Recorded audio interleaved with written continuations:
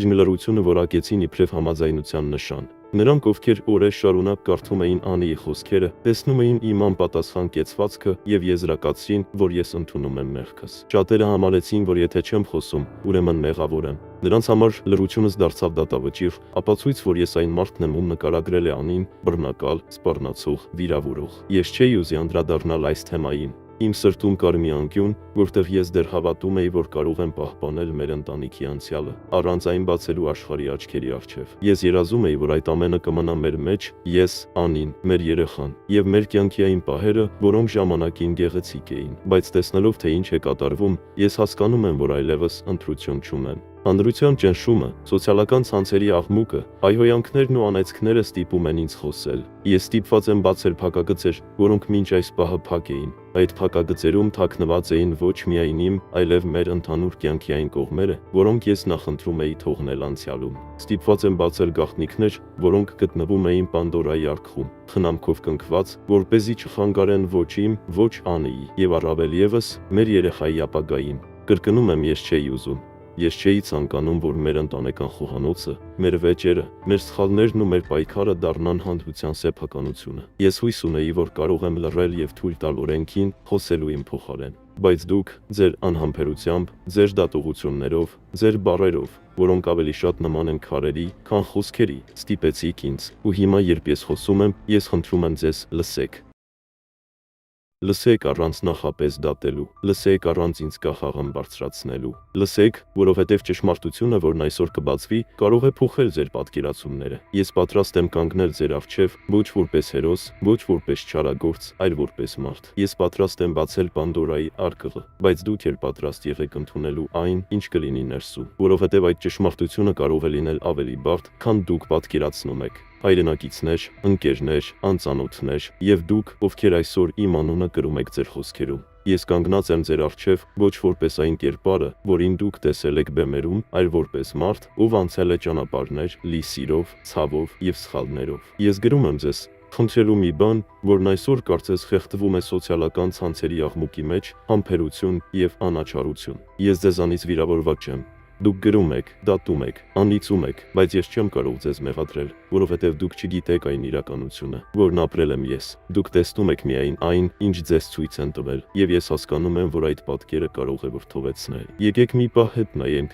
նախքան ապագայի մասին երազելը։ Ես եւ Անի ժամանակին քայլում էինք մի ճանապարհով, որն իսկապես նման էր երազի։ Հիշում եմ այն օրերը, երբ մեր ժպիտները լուսավորում էին միմյանց աչքերը, երբ մեր ձայները միաձուլվում էին երգերում, եւ աշխարհը մեզ նայում էր որպես սիրո եւ ներդաշնակության խորհրդանիշ։ Մենք երազում էինք ընտանիքի մասին, եւ այդ երազանքը կյանք ստացավ, երբ ծնվեց մեր երեխան։ Հանրությունը մեզ տեղավորեց մի բեմի վրա, որտեղ մենք փայլում էինք, կարծես աստղեր լինեինք, որոնք երբեք չեն մթնում։ Դա հեքիաթ էր, եւ ես չեմ ժխտում, որ այդ օրերը ինձ համար անգին էին, բայց կյանքը հեքիաթ չէ, եւ ժամանակի ընթացքում մեր ճանապարհները սկսեցին բաժանվել։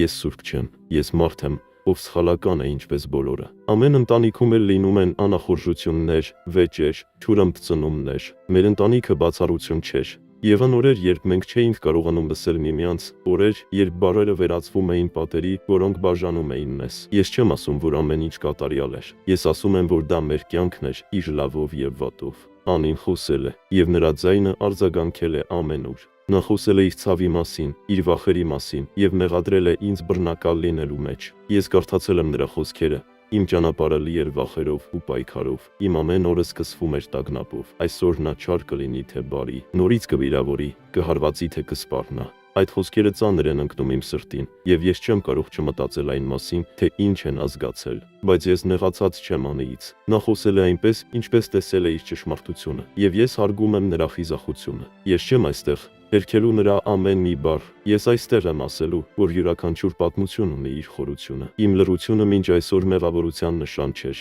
Ես լուռ էի, որովհետև չէի ուզում, որ մեր ընտանեկան նեղ խոհանոցը դառնա հանրության սեփականությունը։ Ես չէի ուզում, որ մեր կյանքի ամենաանձնական պահերը վերածվեն քննարկման թեմայի, սկանդալի կամ դատաստանի։ Ես հավատում էի, որ այդ ամենը կարող էր մնալ մեր մեջ, ես Անին եւ մեր երեխան։ Բայց այժմ, երբ բոլորը խոսում են, երբ իմ անունը դարձել է ձեր բերանների բառը, ես ստիպված եմ կիսվել իմ մտքերով։ Ես խնդրում եմ ձեզ, մի շտապեք մեղադրել, վիրավորել կամ անիծել։ Իմ կյանքը վերածվել է մի դաշտի, որտեղ ձեր խոսքերը ընկնում են որպես քարեր, եւ ես զգում եմ դրանց ծանրությունը։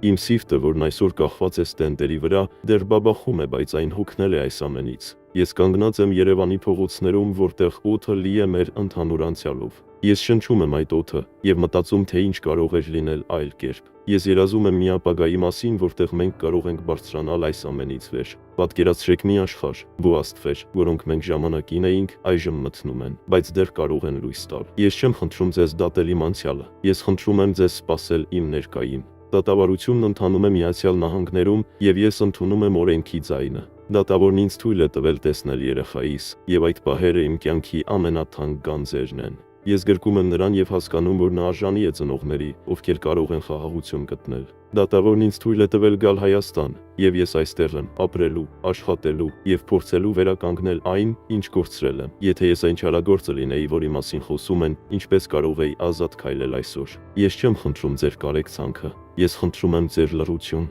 մինչև ճշմարտությունը խոսի։ Ես չեմ ասում, որ անմեղ եմ, ես ասում եմ, որ ես մարդ եմ։ Եկեք երևակայենք մի ապագա, որտեղ մենք չենք պատրում միմյանց առանց լսելու։ Ես երազում եմ մի օր, երբ մեր երեխաները կնայեն այս օրերին եւ կտեսնեն, որ մենք ընտրել ենք արդարությունը։ Իմ անցյալը ձեզ հետ էր, բեմերում, երգերում եւ այն երազներում, որոնք կոտրվել են։ Իմ ներկան դատարանի ձեռքերում է եւ ես սպասում եմ։ Իմ ապագան կախված է նաեւ ձեր խոսքերից։ Մի վիրավորեք, մի անիծեք, մի դատեք, քանի դեռ օրենքը չի խոսել։ Ես կանգնած եմ ձեր առջև, ոչ որպես կատարյալ մարդ, ոչ որպես չարագործ, այլ որպես մեկը, ով դեռ հավատում է։ Ես հավատում եմ, որ մենք կարող ենք ավելի լավը լինել, ավելի մեծ, ավելի բարի։ Եկեք սպասենք, եկեք լսենք եւ եկեք կառուցենք մի ապագա, որտեղ ատելությունը չի հաղթում։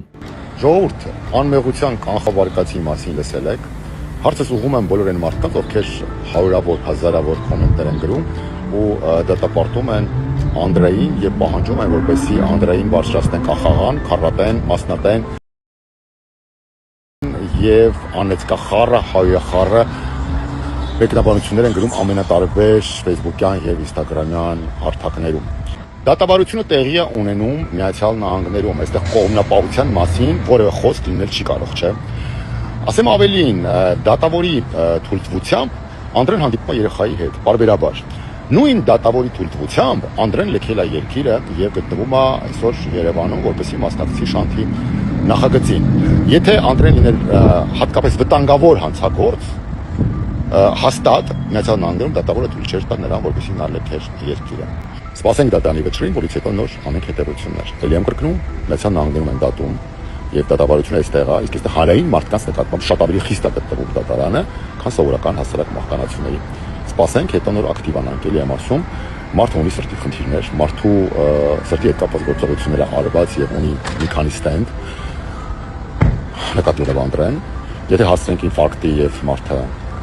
դենա ու խառնվի 1000 տարվա մեռելներին, հաստատ ձեզ այնց որևէ մեկը դրանից չի երջանկանալու, ասեմ ավելին, երևի թե ձեր խղճի վրա թթվելու է, որովհետեւ ելի եմ կրկնում, չգիտեք ինչի մասին է գրում, բայց ակտիվ գրում եք։ Հայաստանյան շոու բիզնեսի հայտնի զույգերից մեկը, Անի Օհանյանը եւ Անդրեն, վերջին օրերին հայտնվել են հանրության ուշադրության կենտրոնում։ Ապրիլի 6-ին Անի Օհանյանը սոցիալական ցանցերում գրառում է կատարել, խոսելով իր եւ Անդրեի ամուսնալուծության պատճառների մասին։ Երգչուհու խոսքերը ցնցել են հանրությանը, բացահայտելով ընտանեկան կյանքի այն կողմերը, որոնք երկար ժամանակ թաքնված էին հանրությունից։ Եվ մինչև դատարանի վճիռը մեզ մնում է սպասել, հիշելով, որ ամեն պատմություն ունի երկու կողմ, եւ ամեն մարդ արժանի է լսված լինելու։ Այս պահին դժվար է կանխատեսել, թե ինչ ընթացք կունենա այս պատմությունը։ Դատավարությունը, որը տեղի է ունենում Միացյալ Նահանգներում, կարող է լույս սփռել իրականության վրա։ ԱՄՆ-ի դատական համակարգը հայտնի է իր խստությամբ, եւ եթե Անդրեն իսկապես մեղավոր է այն ամենում, ինչում մեղադրում է նրան Անին, դա կարող է ապացուցվել օրենքով։ Մյուս կողմից, եթե դատարանը նրան ճանաչի անմեղ, դա կարող է փոխել հանրության ընկալումը։